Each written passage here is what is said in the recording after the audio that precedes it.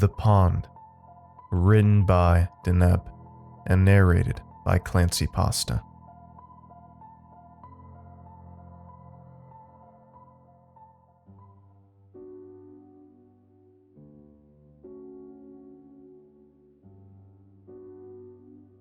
If you were to leave the familiar comfort of the village, lying snug in the nap of the green valley, traveling out beyond the weathered milestones sitting askew by the path's edge, you would in time reach the forest which wraps the valley. The air becomes colder as you approach the towering pines, a living wall dividing the lands lived in by man and the wilder places, which have always lain beyond. Passing beneath the mossy boughs of these silent giants, the light falls blotched and filtered by the vaulted canopy of the darkening forest. There is a closeness to the air, thickened by the damp silence. Your eyes adjust to the dim confines of the narrow trail which winds deeper still into the ancient heart of the forest.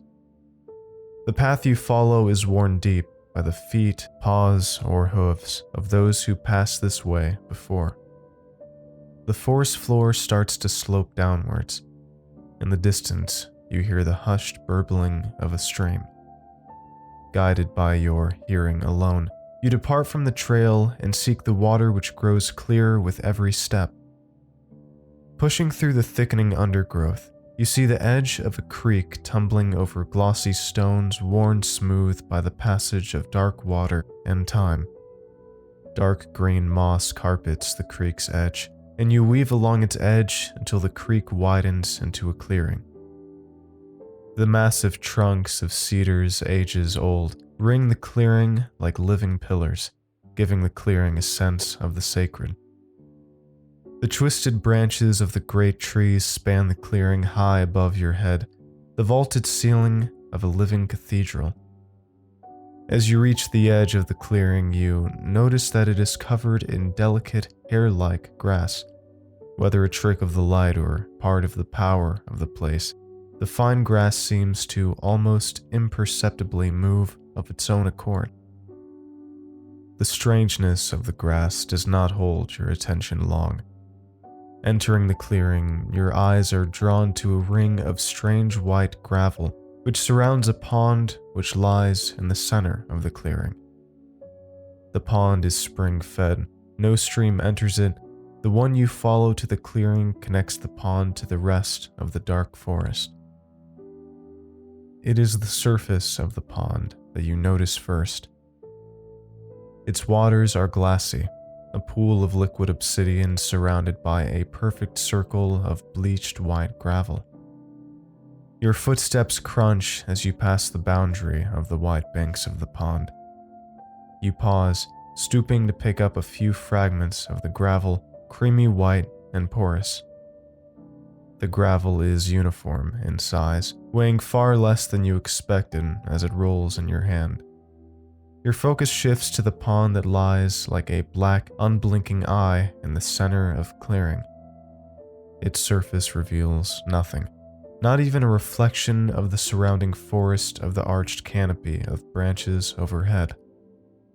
Kneeling at the edge of that dark water, you gaze into the fathomless depths of the pond. The midnight of the pond's heart reveals naught amid the unearthly stillness of the clearing. As you kneel, staring into the pond, a skittish ripple flickers across its black surface, and as it passes, your reflection appears in the water, returning your perplexed gaze. Your eyes meet the stare of your reflection, and in that moment, a deeper silence falls in the clearing like the exhalation of a breath. Transfixed by your reflection, you remain by the edge of the pond. The reflection holds your gaze. In that moment, you realize that you cannot seem to look away.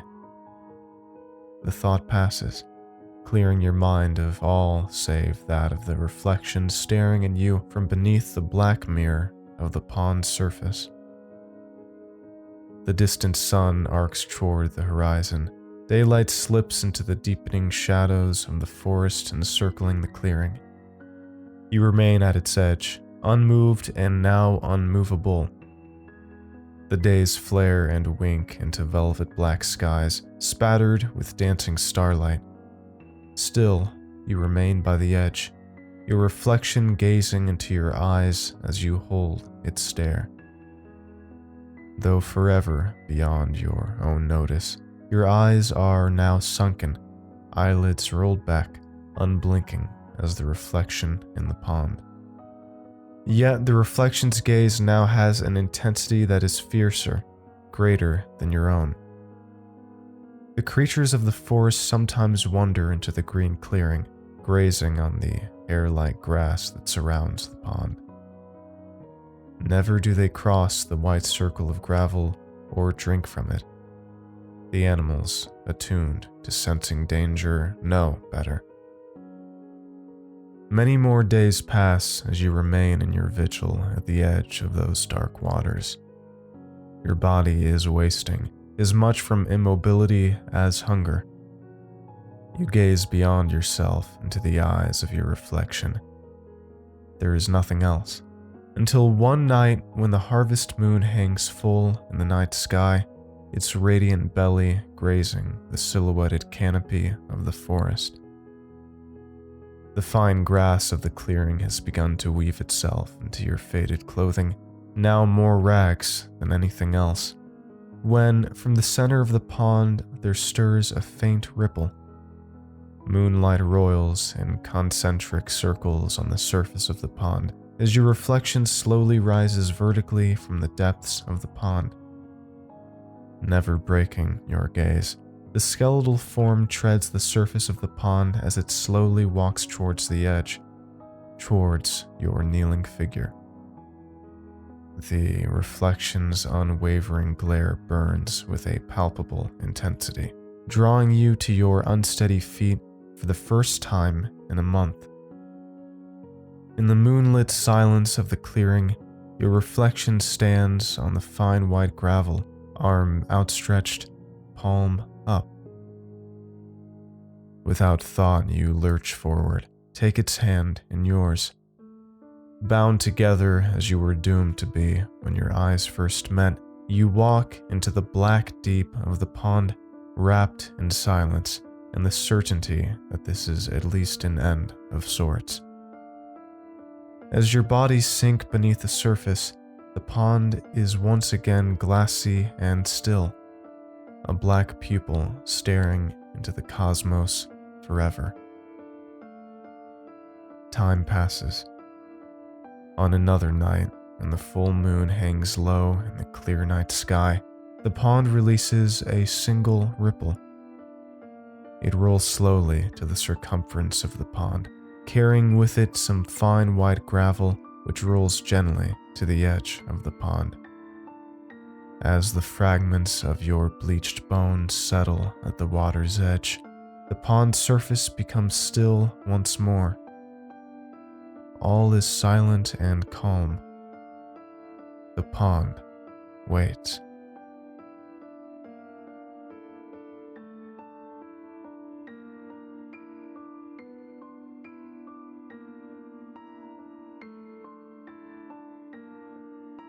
Okay, thank you all for listening to tonight's episode. I hope you all enjoyed it. If you enjoyed this podcast, please give it a like, subscribe, or follow for more. And make sure to follow me on Twitter if you haven't already at ClancyPasta.